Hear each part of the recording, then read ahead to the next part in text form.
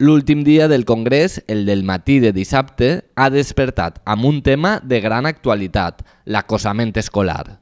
La professora de Dret Civil a la Universitat Autònoma de Madrid, Ana Maria Colàs, ha posat damunt la taula les conseqüències jurídiques que es deriven del bullying.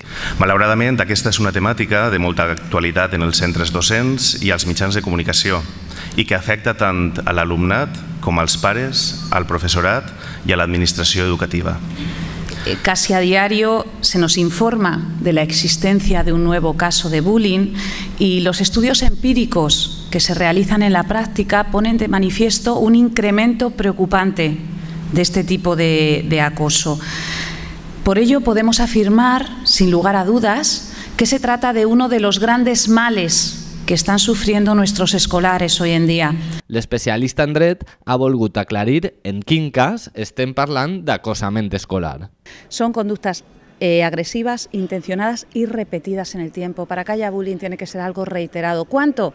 Pues obviamente ninguna ley nos lo dice, como es lógico, porque va a depender del carácter de cada uno y de la agresividad de la actuación que estás llevando a cabo, pero tiene que ser algo reiterado en el tiempo. El hecho de que dos niños lleven 3 días en el patio peleándose, eso no es bullying. Pues es una conducta reprobable que hay que sancionar o reconducir, pero desde luego no es bullying. L'acosament té conseqüències psicològiques sobre la víctima i els seus familiars, però també apareixen responsabilitats civils i penals que afecten al centre educatiu, als pares de l'acosador i al mateix agressor. En el ámbito penal, si tiene 14 años, ha cometido un delito y eso va a ser castigado de acuerdo con la Ley Orgánica de Responsabilidad Penal del Menor, pero se le va a castigar. Y desde el ámbito civil, porque todos esos sujetos van a tener que responder frente a la víctima de los daños que le han causado. Y entonces lo que intento transmitir al público es que no se trata de una cosa de niños, porque tiene consecuencias en el ámbito psicológico de la víctima y de su familia, pero también en el ámbito jurídico, y son conseqüències muy importantes, que a lo mejor si las supieran se lo pensaban 2 veces. Segons Colàs, els centres deuen ser estrictes en l'aplicació del protocol de prevenció del bullying. Però sobretot han de fixar-se en els espectadors passius, en l'alumnat, y fer-los partíceps de la denuncia. Y luego, una vez que ha sucedido, no taparlo, no tener miedo a decir, en mi colegio ha pasado esto, no, ha pasado y lo voy a solucionar. Y en una primera instancia, con medidas de mediación entre los niños, refuerzo de la autoestima de la víctima, reeducación del agresor, pues en muchos de los casos se consiguen solucionar estos problemas y si no, los colegios tienen que denunciar. Ara per ara no existeix cap protecció específica que faci referència al bullying, tot i que en l'última reforma del Codi Penal s'ha introduït el delicte d'acosament permanent, en el qual es pot encaixar aquest tipus d'agressió. En muchos de ellos podemos encajar el bullying en las lesiones, en las amenazas, en el delito contra la integridad física. Podemos encajarlo en esos delitos, aunque no hay ninguno específico, y eso estaría muy bien, que el legislador contemplase el delito de acoso escolar. Y luego, en el ámbito civil, aplicamos las normas generales de responsabilidad de un colegio por los daños que se causan en el colegio o responsabilidad de los padres por los daños que causan los hijos, pero no hay tampoco una norma específica para este tipo de delitos. Després de la pausa per al cafè, s'ha iniciat la que ha estat la darrera ponència del Congrés d'Educació. La professora d'Història Contemporània, Maria Esther Martínez, ha incidit en la necessitat que els drets humans estiguen molt presents en l'ensenyament. Yo sinceramente no creo en la transversalidad por una razón, porque fracasó en la práctica.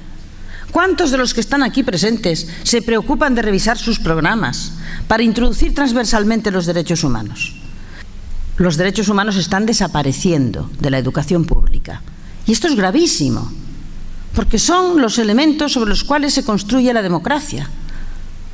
En la ponència, Martínez ha destacat el paper emancipador dels drets humans. Saliendo al paso de una serie de tópicos sobre su vacuidad, su uso para el capitalismo, su supuesto uso para el capitalismo salvaje o su supuesto uso como instrumento colonizador. Voy a tratar de demostrar que estos tópicos no son mantenibles hoy en día y que por tanto hay un elemento emancipador en el discurso de los derechos humanos que debe ser preservado y que los docentes tienen un papel muy importante para salvar precisamente la educación en derechos humanos. La professora d'Història ha fet una crida als docents perquè en qualsevol cas incloguen l'estudi d'aquests drets en el programa educatiu. o bien el sistema de aplicarlo transversalmente en las clases, que cada docente se comprometa personalmente para que en sus programas y en sus materias se haga alusión i se tenga en cuenta la educació en drets humans. Després de la controvertida derogació de l'assignatura d'Educació per a la Ciutadania, Martínez reivindica la creació d'una matèria específica que tracte els drets fonamentals. La transversalidad no funciona, porque la gente olvida la materia transversal y de facto pues prácticamente está desapareciendo de la educación este derecho humano, que es el derecho humano a ser educado en derechos humanos. Esto la ONU lo define muy bien. Finalitzada la 6a i última ponència, s'ha celebrat l'acte de cloenda del Congrés. El primer en prendre la paraula ha estat el representant de la Fundació Bromera, Josep Antoni Fluixa. Hem après que hem d'anar més lluny, més enllà dels currículums oficials, de les matèries, dels cànons establerts, perquè ens és també necessària la intel·ligència emocional, la visió sociològica i filosòfica de la societat i, sobretot, la presència de les dones, perquè amb la invisibilitat i la marginació de la meitat de la població no podrà mai haver una societat justa i de progrés. La següent en intervindre ha estat la secretària d'Ensenyament de Comissions Obreres, Txelo Baix, que ha exigit avanços en la política educativa. Pensem que cal avançar en la baixada de les ràtios, en baixar també les hores lectives dels horaris del professorat de secundària, i tot això sabem que són diners, no? Això ens portaria a unes noves plantilles en aquests criteris que serien més generoses de lo que són ara. Han hagut avanços, però nosaltres pensem que han d'anar a més amb la valentia que requereix això. A continuació, el torn de paraula ha estat per al secretari autonòmic d'Educació, Miquel Soler.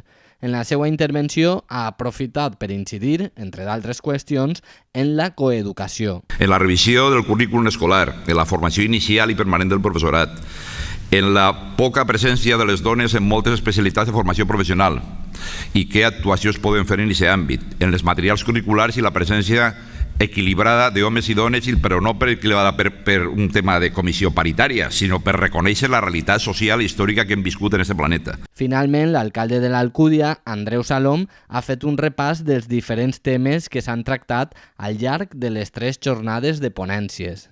Tot plegat ha estat un magnífic conjunt d'intervencions que ens ha fet més savis i més bons, la qual cosa notaran aviat els vostres alumnes. També ha posat la mirada en la pròxima edició, quan el Congrés d'Educació complirà 10 anys. L'any que ve anem a celebrar el 10è congrés, xifra molt redona, 10 congressos.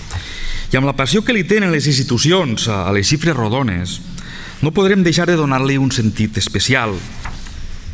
Des de l'Ajuntament de l'Alcúdia anem a intentar que el pròxim siga el millor congrés de la història. Una abraçada a totes i a tots i fins l'any vinent.